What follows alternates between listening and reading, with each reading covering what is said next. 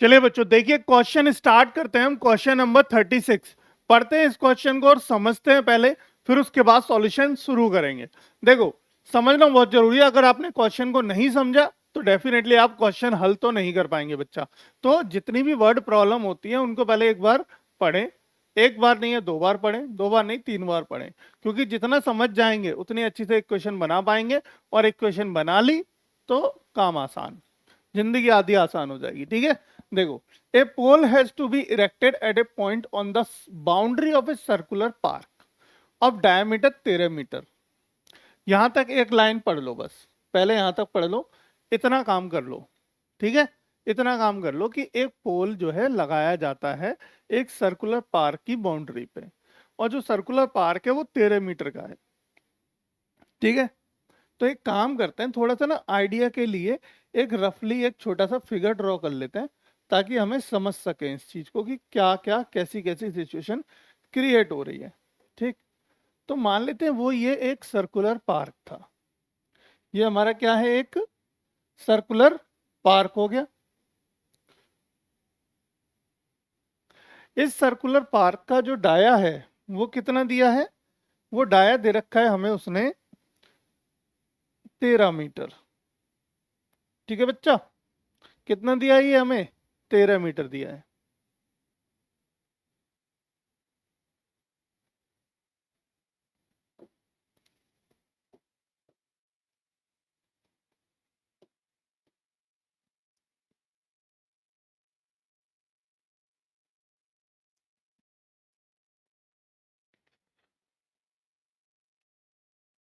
13 metre इसका diameter है। ठीक है, पार्क का।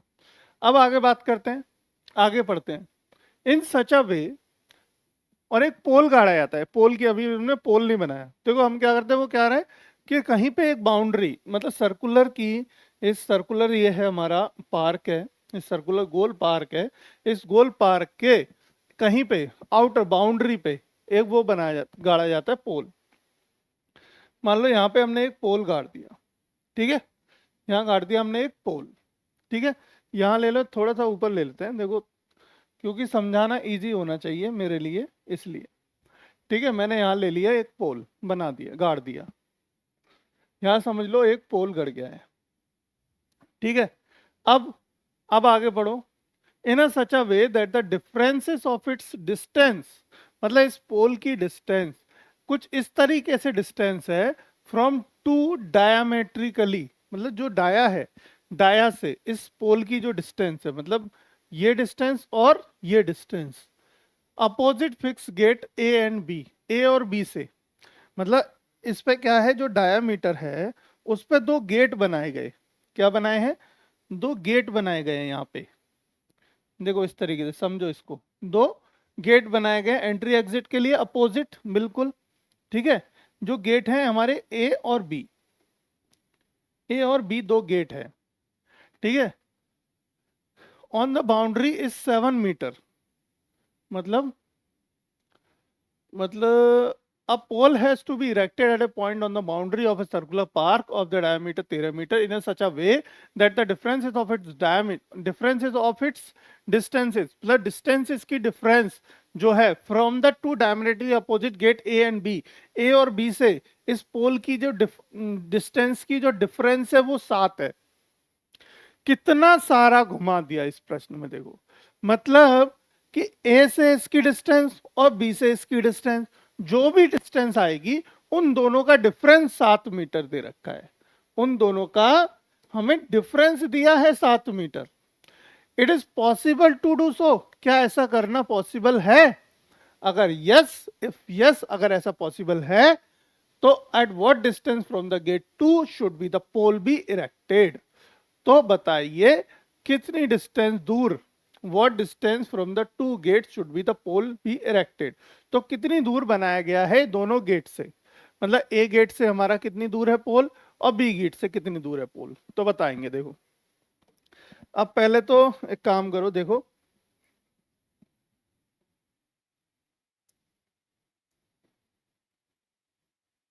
यहां से एक डिस्टेंस है ना, ये हमारी एक डिस्टेंस है, समझना बहुत ध्यान से।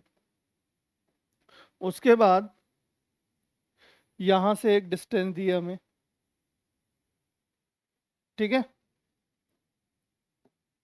ये एक डिस्टेंस दी है, मतलब दिए मतलब अभी हमें गिवन नहीं है, पर ये कह रहा है वो कि ये जो डिस्टेंसेस हैं, मान लेते हैं इसको हम बी मान लें और इस डिस्टेंस को हम ए मान लेते हैं, ये हमारी ए है और ये हमारी बी है। और आपको एक बात पता होनी चाहिए कि सर्कल के अंदर कभी भी, हाफ सर्कल के अंदर, सर्कल नहीं, आधे सर्कल के अंदर जब भी कोई ट्रायंगल बनता है तो उसका ये जो एंगल होता है वो 90 होता है, ये आपको पता होना चाहिए, क्योंकि यही इसका मेन मोटिव और लॉजिक है प्रश्न का। अगर ये लॉजिक नहीं समझा तो फिर गए समझो, ठीक है, यही लॉजिक समझना था कि यहाँ पे राइट, यानी कि कहने का मतलब जो फॉर्म्ड हुआ ट्रायंगल वो कैसा हुआ, एक राइट एंगल ट्रायंगल हो गया। तो राइट एंगल ट्रायंगल मतलब पाइथागोरस थ्योरम, यानी पाइथागोरस जी आ जाएंगे, तो पाइथागोरस आ जाएंगे तो हमारी जिंदगी आसान हो जाएगी। ठीक है बेटा, आप देखो अब सॉल्यूशन करना आसान हो गया, बस समझना बहुत मुश्किल था इस क्वेश्चन को, अगर जिसने समझ लिया डेफिनेटली वो कर ही लेगा। अब देखो क्या करना है, हाँ, कहने का तात्पर्य है मुझे ए की डिस्टेंस बतानी है और बी की डिस्टेंस बतानी है, ए चाहिए मुझे और बी चाहिए, ठीक है, चलो। और ए भी तो दे रखा है 13 मीटर है, ए भी कितना है 13 मीटर है, ये मुझे दे रखा है, और ये मुझे ए निकालना है, ये वाला ए निकालना है और ये वाला बी निकालना है, ठीक है बेटा।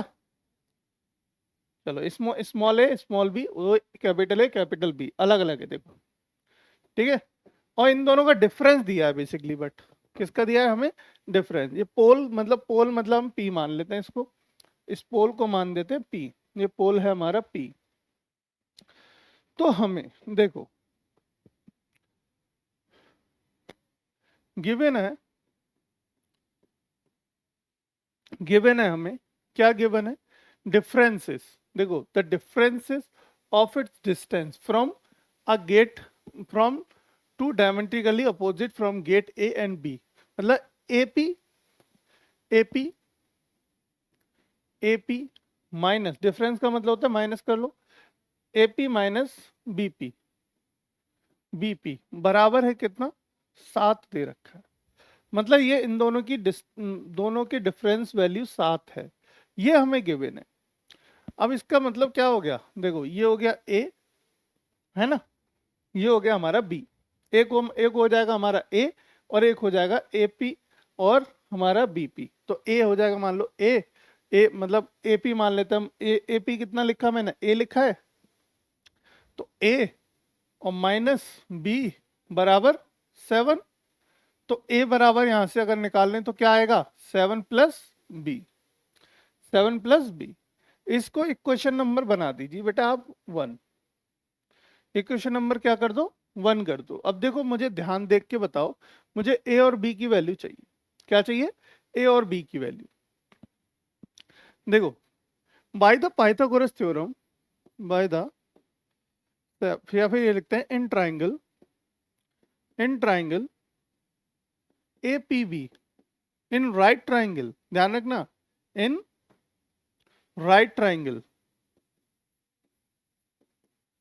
ए पी बी, क्या होगा, ए बी का स्क्वायर होगा बराबर किसके, A square plus B square के, है ना। ए बी मतलब हमारा क्या हो गया, हाइपोटेनियस हो गई, और ए पी और बीपी क्या हो गया, एल्टीट्यूड एंड बेस, बेस और एल्टीट्यूड हो गए, यानी कि परपेंडिकुलर जो होता है हमारा, तो परपेंडिकुलर यानी कि देखो बेसिकली क्या होता है, हाइपोटेनियस का जो स्क्वायर है वो बराबर होता है शेष दोनों भुजाओं के स्क्वायर के, ठीक है, दोनों भुजाओं के स्क्वायर के सम के बराबर होता है, ये पाइथागोरस की थ्योरम से हम जानते हैं।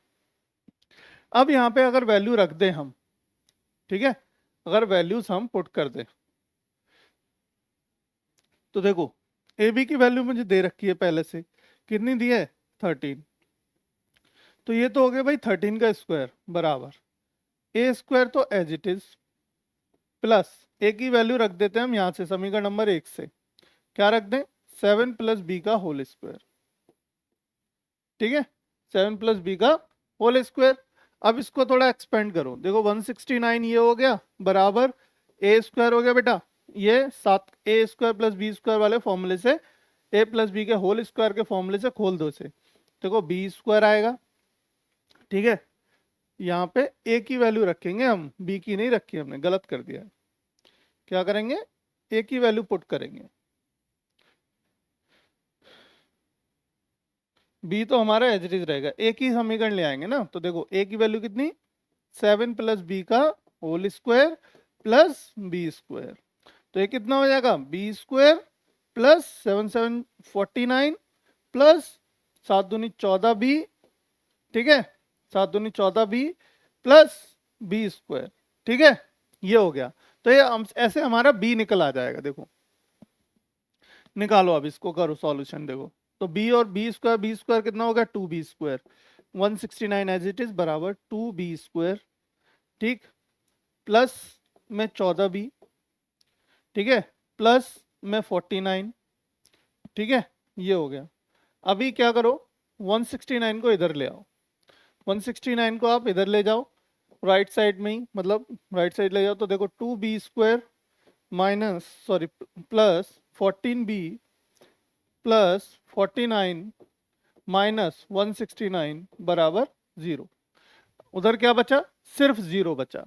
अब देखो 2b² प्लस 14b प्लस, घटाओ बेटा, 9 से 9 गए 0, 6 से 4 गए 2, 1, 120 बराबर 0।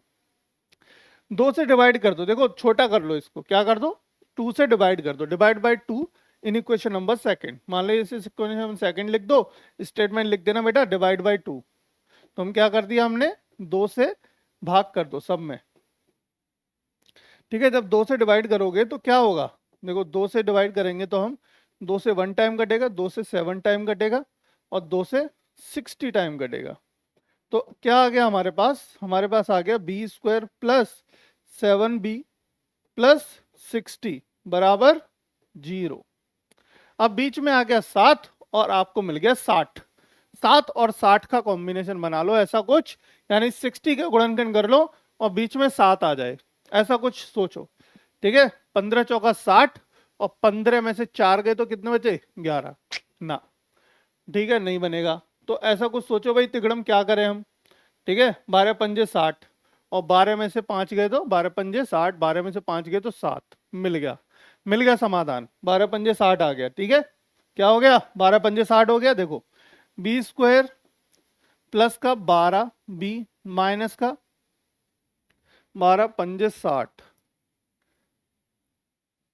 तो माइनस की वैल्यू बच रही है ऊपर। देखो माइनस 169 था ना, यहाँ पे ऊपर वैल्यू आएगी, देखो माइनस की, किसकी आएगी बेटा, माइनस की वैल्यू आएगी। ठीक है, तो ये सब चीजें ना थोड़ा सा ध्यान देने वाली बातें हैं बस। तो ये माइनस की वैल्यू आएगी यहाँ भी, तो माइनस का बचेगा 60, किसका बचेगा, माइनस का। और यहाँ पे भी वैल्यू माइनस की 120 बची थी, तो माइनस की थी वहां पे ऊपर। और ये प्लस का 12 भी माइनस का 12 पंजे 60, 5 भी है ना, कितना हो गया 5 बी, 12 पंजे 60 और माइनस 60 बराबर 0।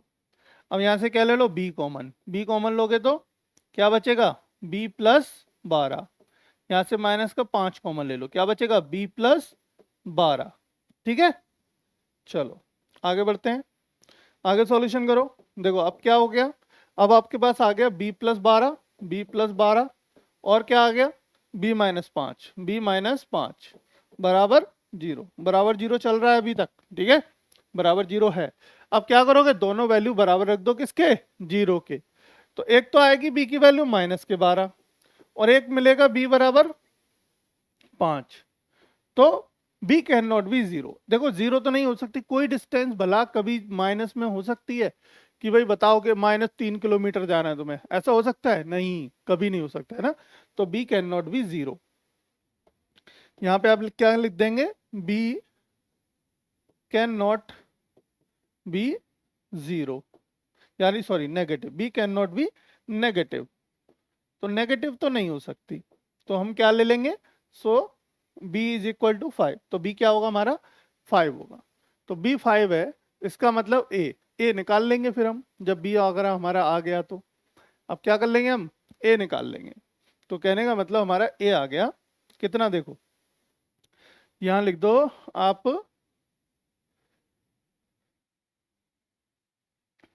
ए निकल आएगा, हमारा डिफरेंस दे रखा था ना, इक्वेशन नंबर 1 में रख दो बी की वैल्यू। ठीक है, बी की वैल्यू क्या कर दो बेटा, इक्वेशन नंबर 1 में पुट कर दो। Put value of be in equation number 1, in equation 1, equation number 1 में रख दो बी की वैल्यू। अब बी की वैल्यू इक्वेशन नंबर 1 में रखोगे तो क्या होगा, देखो ए बराबर 7 प्लस बी, तो ए बराबर कितना आ जाएगा, 7 और 5 12, तो ए की वैल्यू आ जाएगी 12 और बी की वैल्यू आ गई 5। ठीक है, ए की वैल्यू 12 और 5, 12 पंजे सॉरी 12 और 5 कितने हो गए, 17, दोनों का डिफरेंस कितना हो गया, 7, 7 हमारा डिफरेंस था। तो बताओ ऐसा करना संभव है कि नहीं, बिल्कुल है, ऐसा करना संभव है। मगर अगर यहाँ देख के आपको लग रहा होगा सर ये वैल्यू डिस्टेंस तो छोटी लग रही है और ये डिस्टेंस बड़ी लग रही है, तो बी कैसे बड़े आ सकता है, ना चित्र मत देखो, चित्र हो सकता है हमने इधर उधर, मतलब कहने का तात्पर्य ये है कि अगर समझो समझो इस चीज को, अगर मैं यहाँ से ए हटा दूं, मैं यहाँ से बी हटा दूं, बी हटा दूं, ठीक है, सॉरी